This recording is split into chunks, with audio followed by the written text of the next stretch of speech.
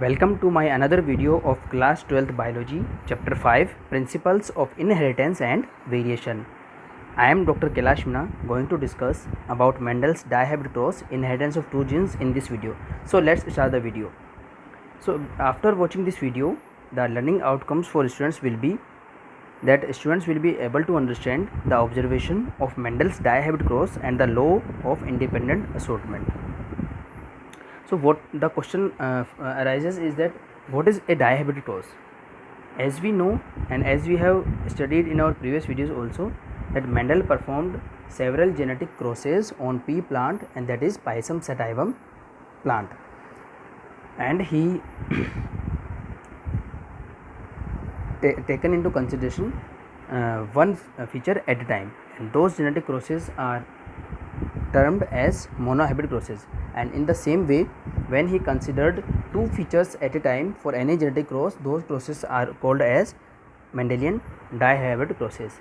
From Mendelian monohybrid cross, Mendel gave two laws as per our NCERT class 12 biology book, and those laws were law of dominance and law of segregation. The law of dominance says that each individual have genetic factors which controls the characters, and we call those genetic factors as genes, and these genetic factors occurs in pairs in any individual, and those pairs are now called as alleles. And if in any organism which have dissimilar pair of alleles or dissimilar pair of factors, one factor dominates on the other. These are the observations of Mendel by the law of dominance. And by from the law of segregation, Mendel said that alleles of a gene segregate from each other during gamete formation, so that each gamete can receive one allele. So he was curious about the inheritance of two genes. What is the connection between two genes?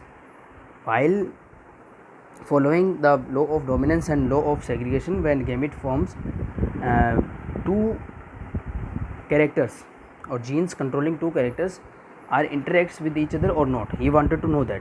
So for that he selected two characters at a time, and he performed several genetic crosses. We are taking example of one cross which involves seed shape and seed color for a dihybrid cross. And as we know that Pisum sativum or green pea plant shows two variants of seed shape. One is rounded seed shape and another one is wrinkled seed shape, and also it comes with two variants of seed color. One is yellow seed color and another one is green seed color. And as we know from our previous terminology video, that rounded seed shape is dominant over wrinkled seed shape, and yellow seed color is dominant over green seed color. So in this pea generation or parental generation, as we have also done in monohybrid cross, the parent will be of pure breeds or homozygous for rounded yellow seed, and another parent will be of wrinkled seed with green color. So we will write the genotype as capital R and capital Y for the rounded and yellow seed, and small r and small y for the wrinkled seed shape. And in the formation of gametes, as the law of segregation says, that gametes will contain only one copy of each allele. In F1 generation, there will be again seeds which will be showing rounded seed shape and yellow seed color, although they also have alleles for wrinkled seed shape and green seed color, but as they are recessive, they are not expressing themselves in F1 generation. And the F2 generation is we can observe that very complex, and we have to make some calculation to make any conclusion from the F2 generation. So let's consider each step one by one.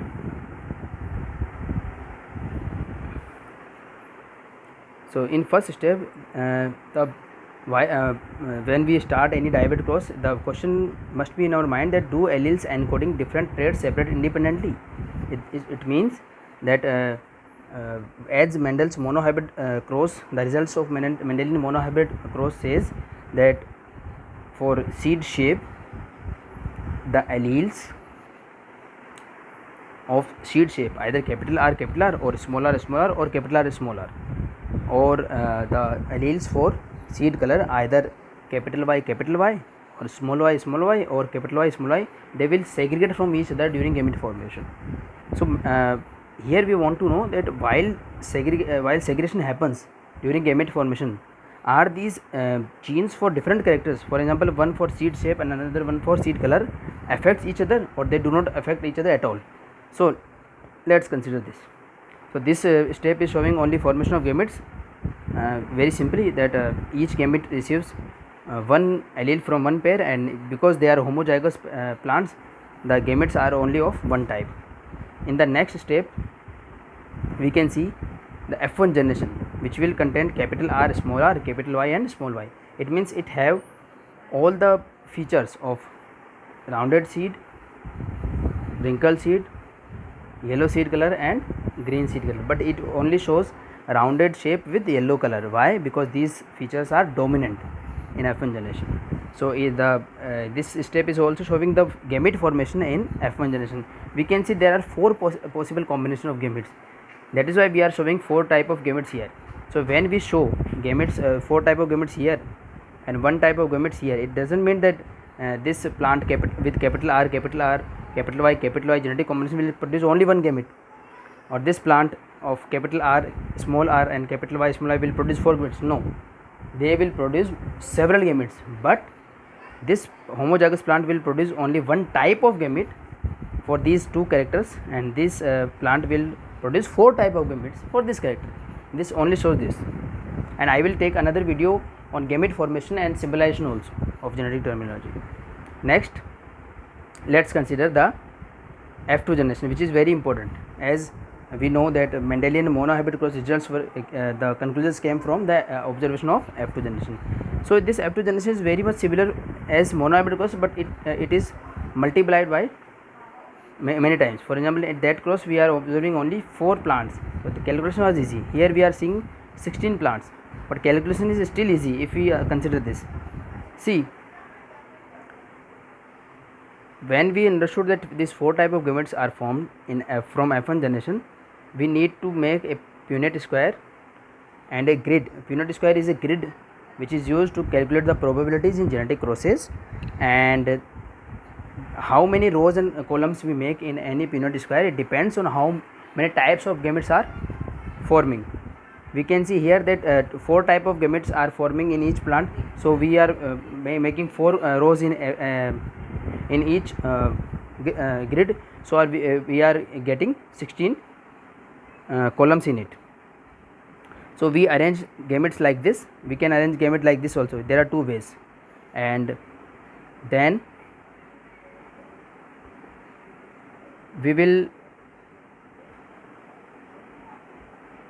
combine these gametes in this block, and this gamete again in this block, this gamete in this block, this gamete in this block. So in this manner we will use, for example, I am taking another example with using another color. For example, we are using this gamete for each of the column, and then this gamete for these columns. So by utilizing this method, we can make the predictions with that each column will have what type of genotype. When we write genotype, it is very easy to determine the phenotype. Why? Because if we want to know phenotype, we know that capital Y is dominant over small y. It means yellow seed color is dominant over green seed color, and capital R is dominant over small r. It means rounded seed shape is dominant over wrinkled seed shape. So if any plant is having one, at least minimum 1 or 2 capital R genes, it will be of rounded shape. Very simple. And if it is having 1 or 2 capital Y, then it will have the yellow seed color. So by this concept, we can see that if we make a triangle in our NCERT diagram, we can see that the line crosses this diagram all have rounded shape of seeds with yellow color. And again, if we make a small line here, this will have same type of plants, with rounded shape and green color, and 1, 2 and 3. These three plants also have same type of phenotype, and the left the only one is left here, which is this, showing one type of phenotype.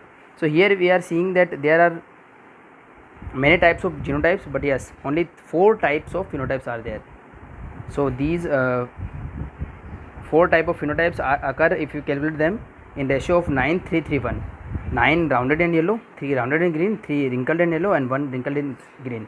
And if you want to calculate the genotype ratio, you also can calculate, but this is not in our NCERT syllabus.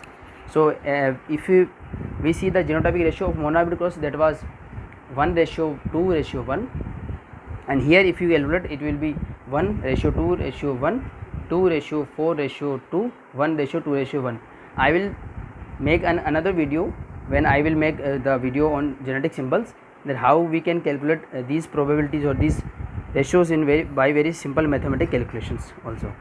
So what is the conclusion which Mendel obtained, and we can also infer by seeing these results 9, 3, 3, 1.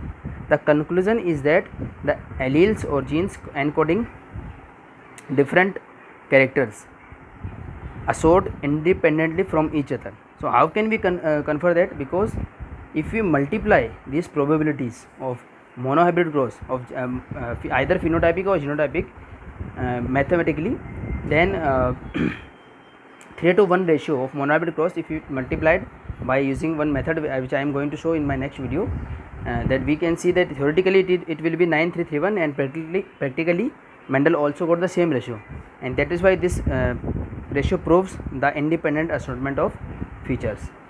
What is independent assortment? First we need to understand this.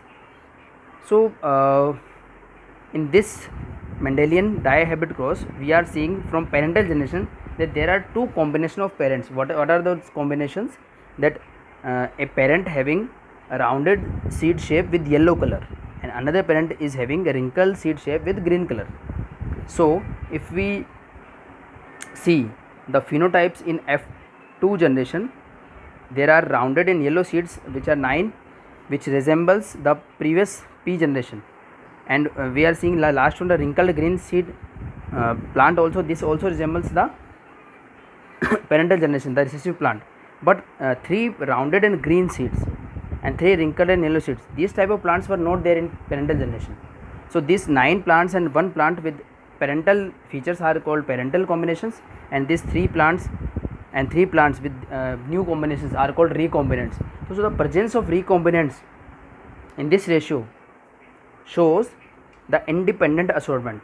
So before considering independent assortment, we have to keep in mind with one concept also. We will discuss in my another video the concept of linkage, that many people believe that parental combination tend to stick with each other.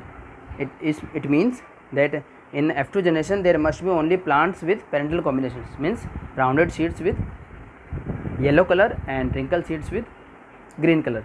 But we are seeing that in F2 generation there are new combinations also, although they are in different proportions, but they are still there.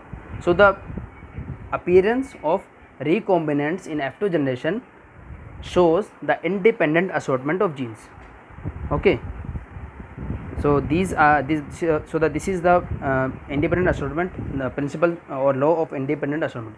But we will see in my upcoming lectures that this is not the universal law.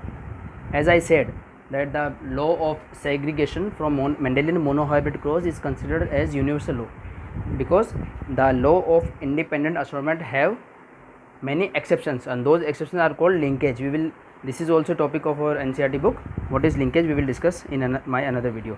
So after consideration, after taken into consideration of linkage, we can restate the Mendel's third law according to our NCERT, that the law of independent assortment as this.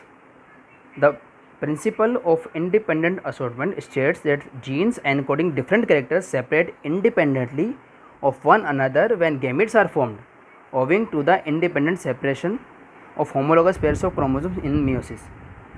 The next is genes located close together on the same chromosome do not, however, assort independently. What does these two statements means? These two statements have very deep meaning. When we will